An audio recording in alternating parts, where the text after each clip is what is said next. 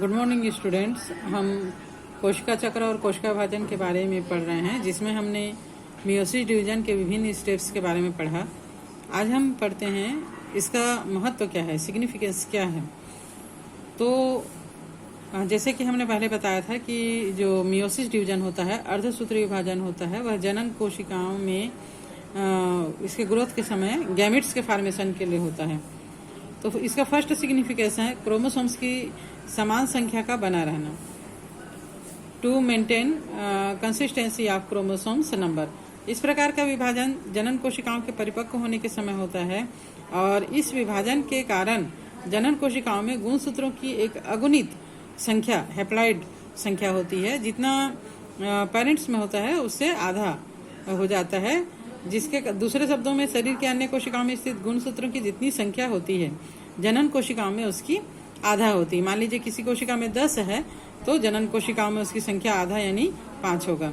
जब दो युग्मक या गैमेट जिनमें गुणसूत्रों की संख्या आधी होती है, तब जब फर्टिलाइजेशन होता है और युग्मकों का संलयन होता है, इस समय जब ये जायगोट बनाते हैं तो गुणसूत्रों की संख्या द्विगुणित यानी डिप्लाइड हो जाती है। इसमें दो गैमेट्स आपस में जुड़ते हैं और आधा गुणसूत्र मिलकर एक पूरा गुणसूत्र हो जाता है, या 5 और 5 मिलकर 10 होगा, तो डिप्लॉइड हो जाता है। इस युग्मक से समसूत्रण द्वारा कोशिकाओं की संख्या में वृद्धि होने के कारण जीव का पूरा शरीर बनता है। एनाफेज के दौरान गुणसूत्र मुक्त रूप से विपरीत ध्रुवों की ओर जाते हैं, जिसके कारण गुणसूत्रों का पुनः समूहीकरण होता है।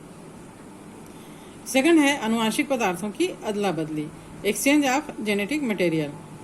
अर्धसूत्रीय विभाजन में क्रॉसिंग ओवर होता है, जिसके कारण गुणसूत्रों के नए नए संयोग बनते हैं और बनने वाले जीवों में इसके कारण गुणसूत्रों में, न केवल गुणसूत्र में बल्कि जीवों में नवीनता आती है, जो विकास का कारण है।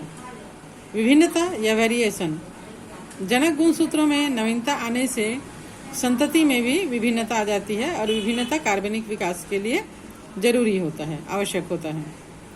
ये पादपों में अगुणित बीजाणु हैप्लॉइड स्पोर्स के निर्माण में भी सहायक है और नई जातियों के उद्गम में भी ये सहायक है। तो आगे हम देखते हैं मियोसिस और माइटोसिस डिवीजन में अंतर क्या होता है। माइटोसिस डिवीजन यानी समसूत्रण में केवल कायिक कोशिका में होता है। इसमें वृद्धि के लिए शारीरिक कोशिकाएं बनती है, जबकि अर्धसूत्रण विभाजन जो है वो जर्म सेल में जनन कोशिकाओं के परिपक्व होने के समय बनता है, जिससे जनन कोशिकाएं बनने में सहायता मिलती है। समसूत्री विभाजन कोशिका में केवल एक ही बार विभाजित होता है और इसमें दो विभाजन होता है, अर्धसूत्री विभाजन फर्स्ट और second, meiosis division first and second. समसूत्री विभाजन में केंद्रक केवल एक बार विभाजित होता है, जबकि अर्धसूत्री में 2 बार विभाजित होता है। समसूत्री विभाजन अलिंगी प्रजनन और लिंगी प्रजनन करने वाले सभी जीवों में होता है, जबकि अर्धसूत्री विभाजन केवल लिंगी प्रजनन करने वाले जीवों में होता है। समसूत्री विभाजन में कोशिका केवल एक बार विभाजित होती है और क्रोमोसोम्स भी एक ही बार विभाजित होता है, और चूंकि इसमें कोशिका 2 बार विभाजित होती है लेकिन क्रोमोसोम्स केवल एक ही बार विभाजित होता है।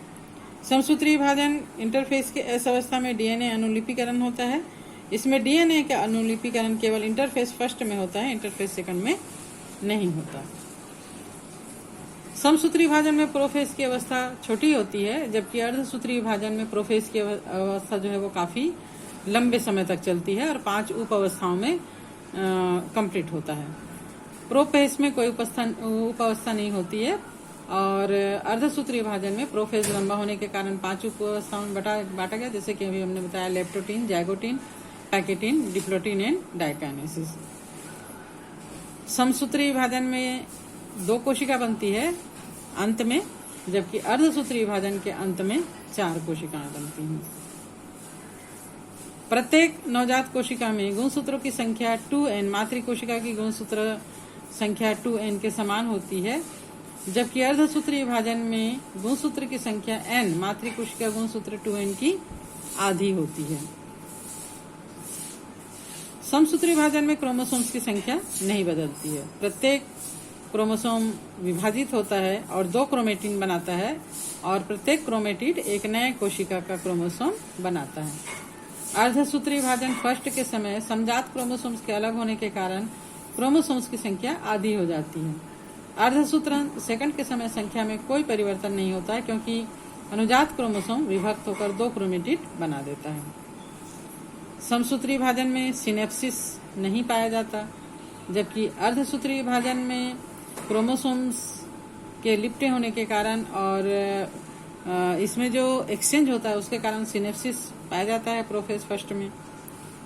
प्रोफेज के समय क्रोमेटिड के तंतु एक दूसरे से इसमें सटे रहते हैं समसूत्री विभाजन में, जबकि अर्धसूत्री विभाजन के प्रोफेज सेकंड में क्रोमेटिड के बाहु विशेष रूप से अलग अलग रहते हैं, उनकी भुजाएं। प्रोफेज में प्रत्येक क्रोमोसोम 2 क्रोमेटिडों में विभाजित हो जाता है। समसूत्री विभाजन में एक ही प्रोफेज पाया जाता है इसलिए, और अर्धसूत्री विभाजन में प्रोफेज की प्रथम 2 अवस्थाओं में क्रोमोसोम पतले धागे की तरह दिखाई देते हैं। समसूत्री विभाजन में क्रोमोसोम्स का 2 क्रोमेटिड अलग हो जाता है। अर्धसूत्री विभाजन के फर्स्ट अवस्था में समजात गुणसूत्र के क्रोमोसोम अलग हो जाते हैं और अर्धसूत्री सेकंड में प्रत्येक क्रोमोसोम्स के 2 क्रोमेटिड अलग होते हैं।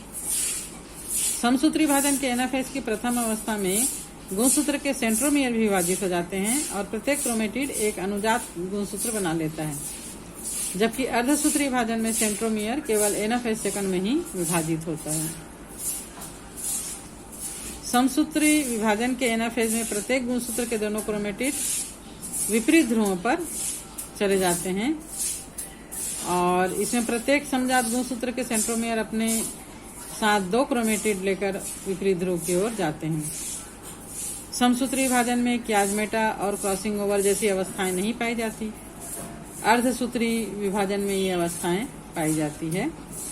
समसूत्री विभाजन में क्रॉसिंग ओवर नहीं होता, जिसके कारण अनुजात कोशिकाओं के क्रोमोसोम्स की जीन अवस्था में कोई परिवर्तन नहीं होता है, जबकि अर्धसूत्री विभाजन के समय क्रॉसिंग ओवर होता है, जिसके कारण क्रोमेटिड में जीन अवस्था में परिवर्तन होता है। इस कारण अनुजात कोशिकाओं के क्रोमोसोम में जीन अवस्था में परिवर्तन होता है। समसूत्री विभाजन के टीलोफेज में तरकु तंतुओं का पूर्ण रूप से लोप हो जाता है। स्पिंडल फाइबर जो है वो पूरी तरह डिसअपेयर हो जाते हैं, जबकि अर्धसूत्री विभाजन के टीलोफेज फर्स्ट के समय ये स्पिंडल फाइबर पूर्ण रूप से लोप इनका नहीं होता है। समसूत्री विभाजन के अंत में बनी 2 कोशिकाएं एक समान होती है, इनमें कोई विभिन्नता नहीं दिखाई देती, जबकि अर्धसूत्री विभाजन के अंत में 4 कोशिकाएं बनती है और क्रॉसिंग ओवर के कारण चारों कोशिकाओं में विभिन्नता दिखाई देती है। तो आज हमारा ये चैप्टर जो है वो समाप्त होता है।